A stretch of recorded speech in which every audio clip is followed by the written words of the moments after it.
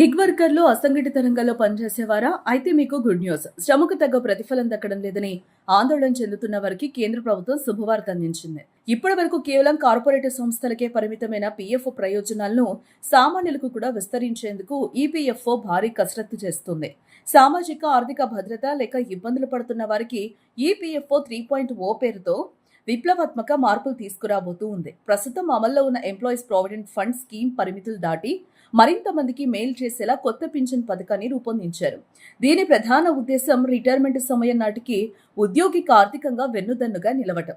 అత్యధిక జీతాలుండి పీఎఫ్ పరిధిలోకి రాని వారికి పీఎఫ్ సౌకర్యం లేని గిగ్ వర్కర్లకు ఈ పథకం ఒక వరంగా మారనుంది. ఈ కొత్త విధానం ద్వారా ఉద్యోగికి తన భవిష్యత్తుపై స్పష్టమైన అవగాహన ఉంటుంది. ఈ పథకంలో అత్యంత ఆకర్షణీయమైన అంశం రిటైర్మెంట్ సమ్. దీని ప్రకారం ప్రతి ఉద్యోగికి ప్రత్యేక పెన్షన్ ఖాతా ఉంటుంది. మీకు వృద్ధాప్యంలో ఎంత పింఛన్ కావాలనుకుంటున్నారో మీరే నిర్ణయించుకోవచ్చు. దీనికి అనుగుణంగా ప్రతి నెల ఎంత జమ చేయాలో వ్యవస్థే మీకు వివరిస్తుంది. డాష్ బోర్డ్ ద్వారా మీ బ్యాలెన్స్, పొదుపు వృద్ధిని ఎప్పటికప్పుడు చూసుకోవచ్చు.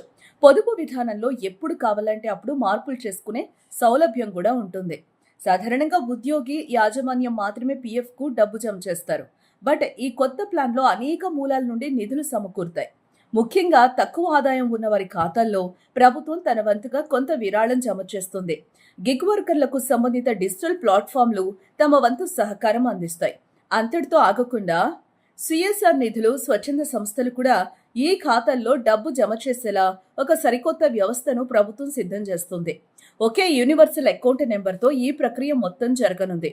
మీరు ఎన్ని కంపెనీలు మారినా, ఎన్ని ప్లాట్ఫాముల్లో పనిచేసినా సరే మీ పీఎఫ్ ఖాతా ఒక్కటే ఉంటుంది. దీనివల్ల నిధుల ట్రాకింగ్ చాలా సులభం అవుతుంది. 55 ఏళ్ల వయసు దాటిన తర్వాత మీరు జమ చేసిన నిధులను పింఛనుగా లేదా ఒకేసారి విడతల వారీగా పొందే అవకాశం ఉంది.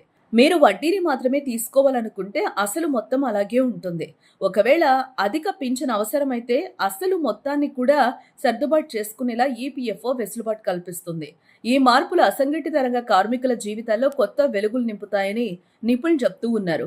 ఇటువంటి భద్రత లేని రంగాల్లో పనిచేసే వారికి ఇప్పుడు ఒక బలమైన ఆర్థిక వ్యవస్థ తోడవుతుంది. సంస్థలు, ప్రభుత్వ, స్వచ్ఛంద సంస్థలు కలిసి పనిచేయడం వల్ల నిధుల కొరత ఉండదు. ఉద్యోగులందరికీ సమానమైన భవిష్యత్తు అందించడమే లక్ష్యంగా ఈపీఎఫ్ఓ ఈ పథకాన్ని వేగంగా అమలు చేస్తూ ఉంది. రాబోయే కాలంలో భారతీయ కార్మిక వ్యవస్థలో ఇదొక మైలురాయిగా నిలవనుంది. ఇకపై గిగ్ వర్కర్లు పనిచేస్తున్న వేదికలతో సంబంధం లేకుండా తమ పీఎఫ్ సొమ్మును సురక్షితంగా కాపాడుకోవచ్చు. వృద్ధాప్యంలో ఎవరైనా ఆధారపడకుండా గౌరవంగా బతికేలా ఈ కొత్త పెన్షన్ విధానం బాటలు వేస్తూ ఉంది. కేంద్రం తీసుకుంటున్న ఈ సాహసోపేతమైన అడుగుల వల్ల కోట్లాది మంది ఉద్యోగుల కుటుంబాల్లో కొత్త ఆశలు చిగురిస్తూ ఉన్నాయి. పారదర్శకతకు పెద్దపీట వేస్తూ సాంకేతికతతో అనుసంధానించడం వల్ల ఈ పథకం విజయవంతం కావడం ఖాయమని విశ్లేషకులు భావిస్తూ ఉన్నారు. ఈపీఎఫ్ఓ త్వరలోనే దీనికి సంబంధించిన అధికారిక విధి విధానాలను వెల్లడించే అవకాశం కనిపిస్తూ ఉంది. ఈ నిర్ణయంతో భారతదేశంలో కార్మిక సంక్షేమ రంగం కొత్త పుంతలు తొక్కనుంది.